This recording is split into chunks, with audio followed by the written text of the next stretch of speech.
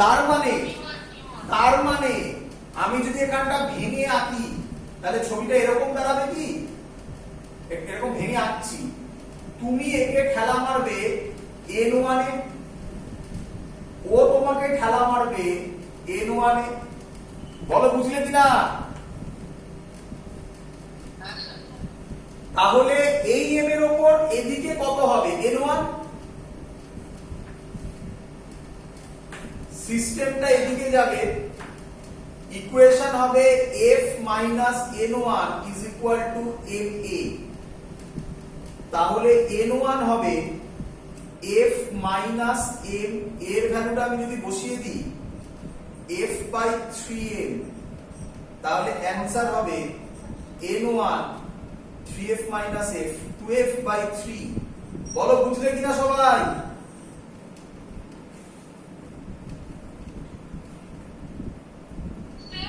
হ্যাঁ,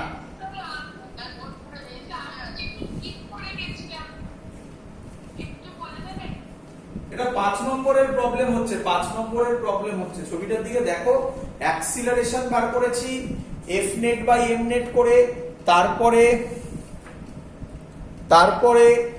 ওদের মধ্যেকার ইন্টারঅ্যাকশন ফোর্স করেছি। 5 নম্বরের প্রবলেম হয়েছে কি হয়নি?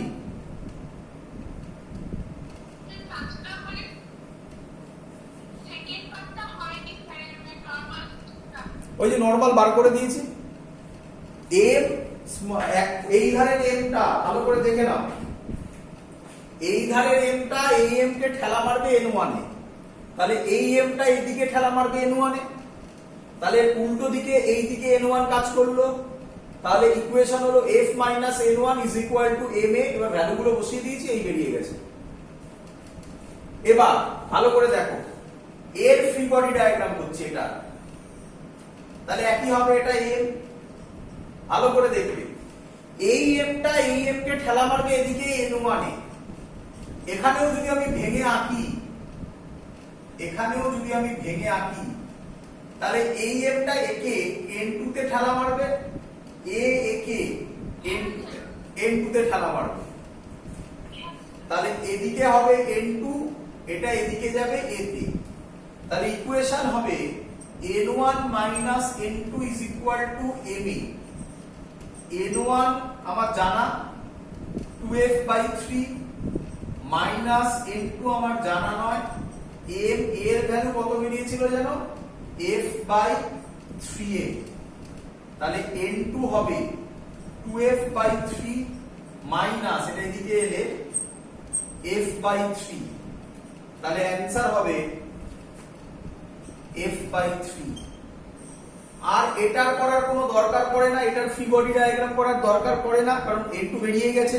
চাইলে তুমি করতে পারো, এটার ফ্রি বডি ডায়াগ্রাম যদি করি, এই স্মল m এর এদিকে শুধু m2 আর কিছু নেই। দেখো, এটাকে শুধু n2 তে ঠেলা মারবে, এটা তো এদিকে গেছে, এটা তো এর উপর অ্যাপ্লাই করছে, এর উপর তো শুধু n2 কাজ করছে, এদিকে a থাকবে আর কিছু নেই। তাহলে n2 is equal to ma। m এর জায়গায় তুমি বসাবে f বাই 3m,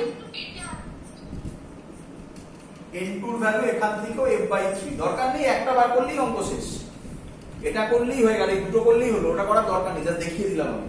বলো বুঝেছো কিনা সবাই?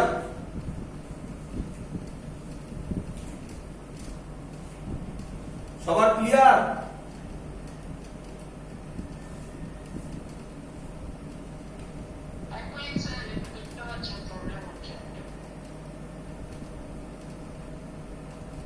এবার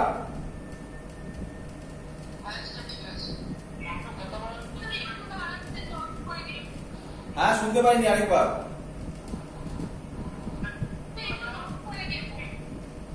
আরেকবার বলবো? আচ্ছা, সে তো ইউটিউব থেকে নোট করতে পারবি, ওখান থেকে নোট করিস, এখানে কেন টাইম নষ্ট করছিস? এখানে বুঝে নে, ইউটিউব থেকে নোট আউট করে নিবি। চলো, আচ্ছা, এবার আমরা নতুন কনসেপ্টে যাব, সেটা ভালো করে বুঝবে। লেখো, হেডিং দাও নিউটনস থার্ড ল। ভালো করে বুঝবে, নিউটনস থার্ড ল খুব ইম্পর্টেন্ট জিনিস, আজকে একটু শেষ করব। যদিও আজকে নেটের কন্ডিশন খুব খারাপ, কিন্তু আজকে শেষ করব, ভালো করে বুঝবে। এটা হচ্ছে নিউটনস থার্ড ল। আচ্ছা, তার আগে একটা একটা করে একটু বলে দিই। ফার্স্ট ল আমরা শিখেছিলাম, শর্টে বলবো, শর্টে ম্যাথমেটিক্যাল ফর্মে। ফার্স্ট ল বলছে if F net is equal to 0, দেখো if f net is equal to 0, then net acceleration is equal to 0. That means v is equal to 0 or v is equal to constant. এই কথাটার মানে যদি external force applied on the body 0 হয় তাহলে বডিটার acceleration 0 হবে। তার মানে বডিটা হয় রেস্টে থাকবে অর কনস্ট্যান্ট ভেলোসিটিতে মুভ করবে। তার মানে যে পজিশনে ও ছিল, মানে যে অবস্থাতে ছিল, স্ট্যাটিক থাকলে স্ট্যাটিক থাকবে, মুভ হলে কনস্ট্যান্ট স্পিডে মুভ করবে। This is called first law. সবার ক্লিয়ার? সবার ক্লিয়ার? চলো সেকেন্ড ল। আমি কতগুলো কথা একটুখানি বলবো, একটু শুনে নেবে। যারা ইউটিউবে দেখছো তারাও শুনবে। তোমরা অনেকে হয়তো লাইভ ক্লাস করছো, কেউ কেউ ইউটিউব দেখে করছো। যখন করবে সেগুলো দেখে নোট বানাবে। নোট বানাতে বানাতে যে যে প্রবলেম হবে, ধরো হতেই পারে কোথাও তুমি বুঝতে পারলে না, যেমন ধরো এখানে বোঝানোর পর তুমি ভাবলে যে স্যার আচ্ছা V is equal to constant কেন হলো, তাহলে তখন আমাকে অ্যানসার দিতে হবে অ্যাক্সিলারেশন যদি 0 হয় তাহলে দুটো জিনিস হয়। একটা হচ্ছে ভেলোসিটি, অ্যাক্সিলারেশন মানে কি, অ্যাক্সিলারেশনের ফর্মুলা কি, change in velocity. Change in velocity শর্টে লিখলাম বাই টাইম। তাহলে ধরো চেঞ্জ ইন ভেলোসিটি মানে ইনিশিয়ালি 0ই ছিল, ফাইনালিও 0, তাই 0 - 0 বাই টাইম, তাহলে a 0, তাই v 0 হয়েছে। অথবা ধরো ভেলোসিটি আগে ছিল 20, ইনিশিয়াল ভেলোসিটি, ফাইনাল ভেলোসিটিও 20ই আছে, তাহলে 20 - 20 ও তো 0, তাই বলা হচ্ছে v কনস্ট্যান্ট। যে কোশ্চেন গুলো আসবে সেগুলো লিখে রাখবে, রেখে একটা ভিডিওর পর আমাকে ফোন করবে অথবা হোয়াটসঅ্যাপে লিখবে। যদি আমি ক্লাসে থাকি তাহলে তোমরা আমাকে ফোনে পাবে না, তার কারণ হচ্ছে আমার সব এরোপ্লেন মোডে থাকবে, তখন বুঝে যাবে। আর যদি না হয় আমাকে ফোন করলে আমি বললাম যে একটু বাদে ফোন করো, যা হবে করে সাথে সাথে ক্লিয়ার করবে, জমাবে না। বারবার বলছি, যে কটা করবে ধরার চেষ্টা করো যে স্যার যেটা পড়াচ্ছে সেই টাইপেরই কোশ্চেন দেখো এক্সারসাইজ গুলোতে আছে, সেগুলো দেখেই পড়ানোগুলো হচ্ছে, তো সেটা দেখে ক্লিয়ার করবে। ভাববে আচ্ছা এই থিওরিটার সাথে এই হলো তার ম্যাথামেটিক্সটা, তাহলে এই ম্যাথামেটিক্সটা আমি পারছি না, তাহলে থিওরিটা ভালো করে বুঝি, তারপরেও আমি ম্যাথামেটিক্সটা পাচ্ছি না, তাহলে স্যারকে ফোন করি কেন পাচ্ছি না। That's the concept, simple thing. হ্যাঁ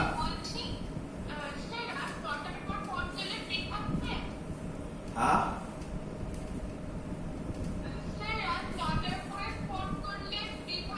এখন তো 9টা বেজে গেছে বাবা, এখন তো ক্লাসে আছি আমি। এখন কিভাবে ফোন করবি? এখন তো আমার এরোপ্লেন মোডে আছে, এখন ফোন পাবি না। আমি কি বল, ঠিক নেই, ঠিক নেই, কারণ 12 এর নর্মাল ক্লাস আছে, 12 এর জয়েন্টের ক্লাস আছে, আমার কিছু কলেজেরও কিছু ক্লাস থাকে, সেগুলো ঠিক নেই। তোরা ফোন করবি, থাকলে পাবি আমাকে, না হলে বুঝতে পারবি তো এরোপ্লেন মোডে থাকবে যে স্যার নট রিচেবল বলবে, ঠিক নেই, তবে প্রবাবিলিটি হাই পাওয়ার। চলো সেকেন্ড ল, এবার সেকেন্ড ল বোঝাবো, ভালো করে বুঝে নাও। সেকেন্ড ল কি বলেছিল, এটা তো তোরা জানিসই, যে external force or net force is equal to rate of change of momentum. এটা তো আমরা করেও ছিলাম, এ নিয়ে অনেক কথা বলা হয়েছিল, সেগুলো আশা করি মোটামুটি সবার জানা। বল বুঝলি কিনা?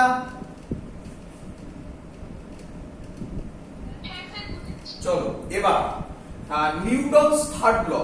নিউটনস থার্ড ল কি বলে, এবং আমরা 9-10 এ পড়েছি যে নিউটনস থার্ড ল খুব ইজি জিনিস, দুঃখের বিষয় নয় এতটা ইজি। ইজি কিন্তু আমরা একটু ভুল করি।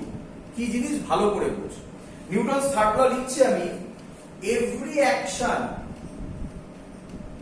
তোরা জানিস, সবাই জানিস, তার has an equal and opposite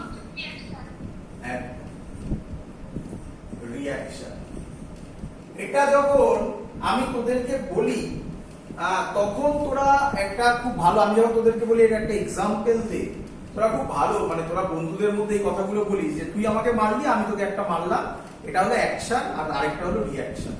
এটা হাস্যকর কোশ্চেন, মানে এটা হাস্যকর অ্যান্সার হলো, এটা নয় অ্যাকচুয়ালি। নিউটন এটা বলতে চাইনি, নিউটন বলতে চেয়েছে, ভালো করে শুনবি। আজকে তোরা বুঝতে পারবি যে স্যার নরমালটাকে কেন দুভাবে করেছিল। প্রথম ক্লাসে একটু বোঝাতে তোদের প্রবলেম হয়েছিল, বুঝতে তোদের প্রবলেম হয়েছিল, সেটা আরো ভালো করে এখানে বুঝতে পারবি। অ্যাকচুয়াল লোড বলতে পারিস। নিউটন যেটা বলতে চেয়েছে, কি বলতে চেয়েছে? বলতে চেয়েছে action reaction always exist in pair। Action আর রিঅ্যাকশন সবসময় পেয়ারে এক্সিস্ট করবে। আমি জানি তোদের অনেক কিছু কোশ্চেন আছে, আমাকে পুরো কথা বলতে দে, তারপর তোরা কোশ্চেন করবি। ভালো করে শুনবি, যারা ইউটিউবে দেখবি ভালো করে দেখবি, কনসেন্ট্রেট করে দেখবি। শোন, নাম্বার 1 পয়েন্ট, ভালো করে শুনবি। আচ্ছা, তার আগে আমি একটা কোশ্চেন করে নিই তোদের, ভালো করে শুন। তোরা এটা করেছিলি, সেটাই আমি বলছিলাম, এটা আমি বলতেও ভুলে গেছিলাম আগে। অনেকগুলো যে অঙ্ক করছিলাম না এরকম, এই নিচে একটা এমজি হয় আর ওপরে একটা এন হয়। আমরা এটা করছিলাম না, আমি আগের দিনের ভিডিওগুলোতে বলেছিলাম এগুলোকে বলা হয় ইনঅ্যাক্টিভ ইকুয়েশন, যেটা ফ্রিকশন চ্যাপ্টারে অ্যাক্টিভ হবে। তাই ওগুলোকে আর ধরিনি, বডি যেদিকে মুভ করছে শুধু সেই দিকে ফ্রি বডি ডায়াগ্রামগুলো এঁকেছিলাম। চল এবার ভালো করে বোঝ। তোরা এরকম অবস্থায় নিঃসন্দেহে, আমরা আগে অনেক অঙ্কে লিখেছি n is equal to mg। আরে আমাকে বল n and mg is n and mg are action reaction? বল, কে বলবি? কারণ দেখ অপোজিট দিকে মিলে গেছে। কোথায় গেল? আস্তে আস্তে অপোজিট দিকে দেখ মিলে গেছে, ইকুয়াল দেখ মিলে গেছে। বল এটা কি অ্যাকশন আর reaction?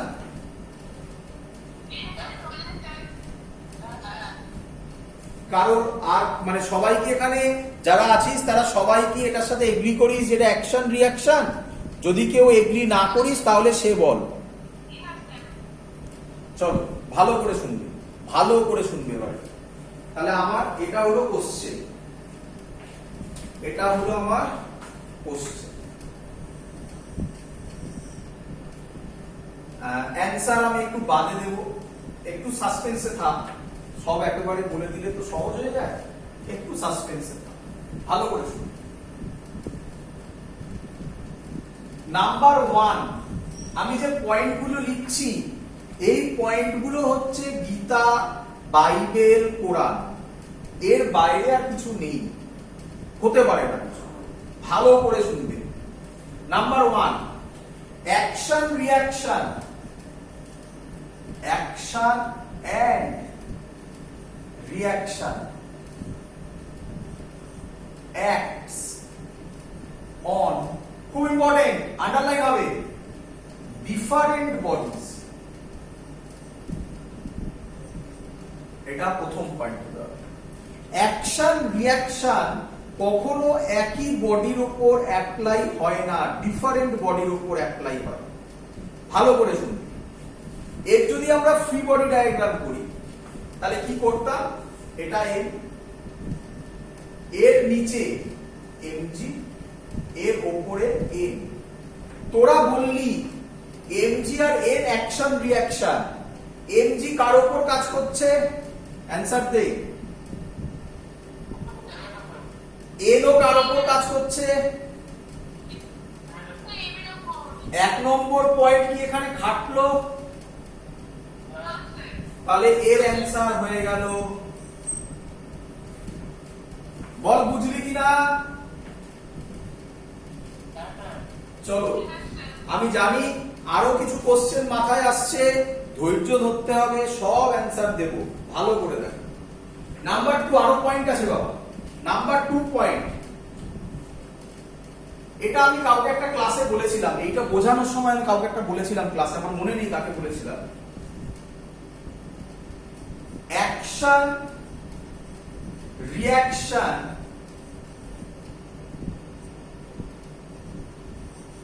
action reaction as of same nature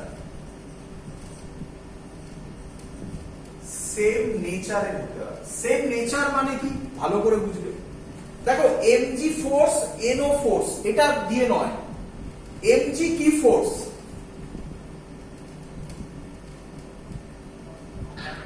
very good, very good. এনটা কি ফোর্স? একদম একদম good answer, good answer. Contact force, normal বলবে না, আমি শিখিয়েছিলাম এগুলো। তাহলে এই রেসপেক্টে এমজি গ্র্যাভিটেশনাল ফোর্স, এন হচ্ছে কন্ট্যাক্ট ফোর্স। তাহলে কি তারা সেম নেচার হলো? তাহলে আবার অ্যান্সার নো, আবার অ্যান্সার নো। বুঝেছো? কিরে? আর 3 নম্বর পয়েন্ট, এটা বারবার বলবো বলে বলি, এইটাই হলো 3 নম্বর পয়েন্ট। এটা তো আগেও বললাম, action reaction always exist in pair. এটা এখানে খাটে না, এটা যেন দেখে মনে হচ্ছে যেন পেয়ারের মতো, কিন্তু অ্যাকচুয়াল অ্যান্সার হচ্ছে নো। এবার শেখাবো তাহলে। তাহলে কি হলো অ্যাকচুয়াল জিনিস? আমি লেখাগুলো মুছে দিলাম, নোট ইউটিউব থেকে দেখে করে নেবে। লেখাগুলো মুছে দিলাম, হয়েছে? চলো চলো, তাহলে কোশ্চেন হচ্ছে, একটা এক্সাম্পল দিয়ে বোঝান, ভালো করে দেখবে। এই হলো আমার এম, এইটা আমরা আঁকি না, এই হলো আমার আর্থ। বলো এই আর্থ এম কে কোন দিকে টানবে?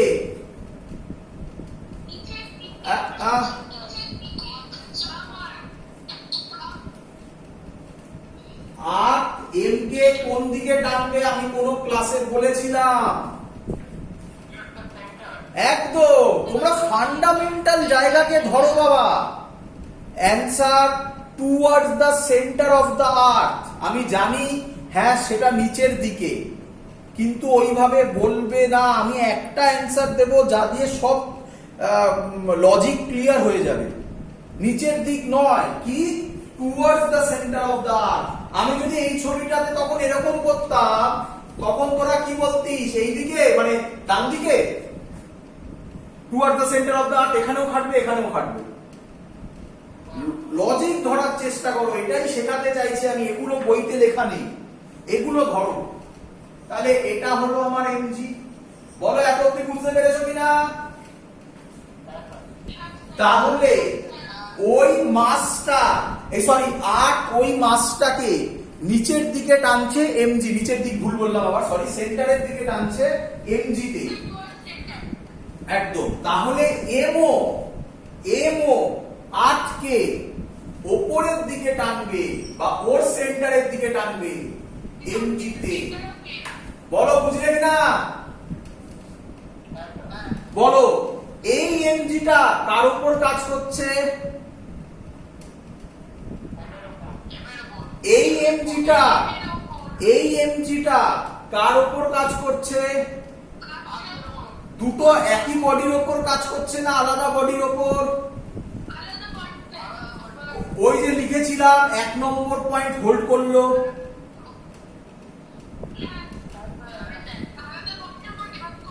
একদম। নেক্সট, ভালো করে শোনো, ভালো করে শোনো। এটা কি ফোর্স? এটাও কি ফোর্স? 2 নম্বর পয়েন্ট হোল্ড করলো, আর 3 নম্বর তো হোল্ড করেই। ইকুয়াল এন্ড অপোজিট হলো অ্যাজ আ পেয়ার। বলো মাথায় ঢুকছে কি ঢুকছে না, বেরিয়ে যাচ্ছে?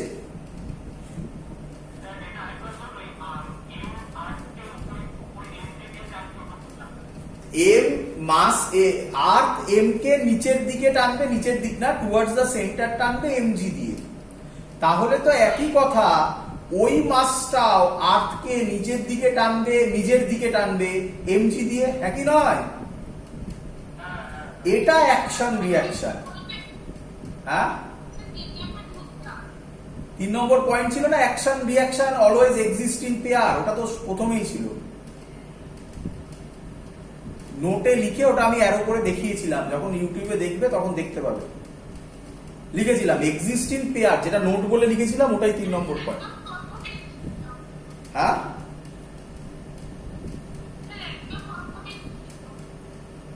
শুনতে পাচ্ছি না।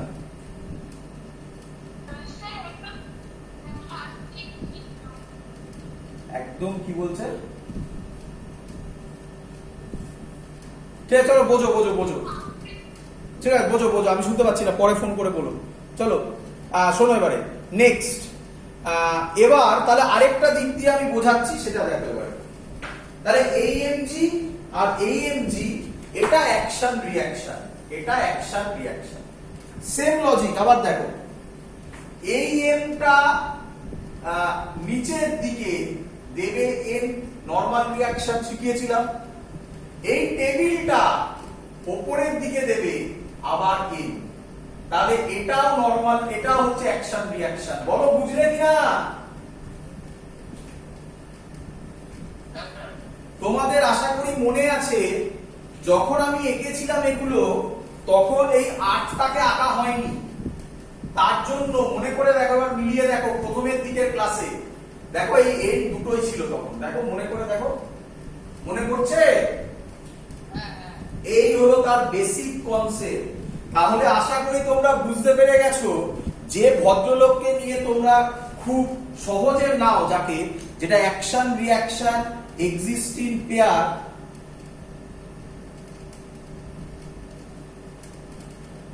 এক্সিস্ট ইন পেয়ার, সেখানে সেটা এত ইজি নয়।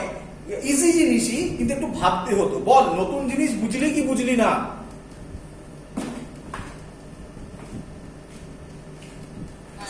চলো এবার ভালো করে শুনবে, ভালো করে শুনবে। তো আমরা তার এবার এক্সাম,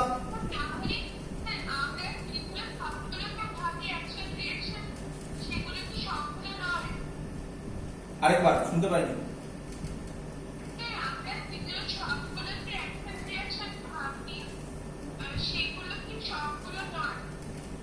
যে কোনগুলোকে ভাবছিস আমি বুঝবো কিভাবে? তোকে তো লিখে দিলাম 1, 2 নম্বর 3 নম্বর পয়েন্ট করে। এইভাবে ভাবতে হবে ওই 1, 2, 3 কে ফলো করছে কিনা। যদি করে তাহলে তারা অ্যাকশন রিঅ্যাকশন হবে, নয়তো নয়। চলো এবারে ভালো করে বুঝবি। এবারে একটু অঙ্কের জন্য যাচ্ছি। এইচসি ভার্মাতে এই অঙ্ক পাবি, ভদ্রলোকের নাম মাঙ্কি প্রবলেম, লাস্টের দিকে আছে, পেয়ে যাবে।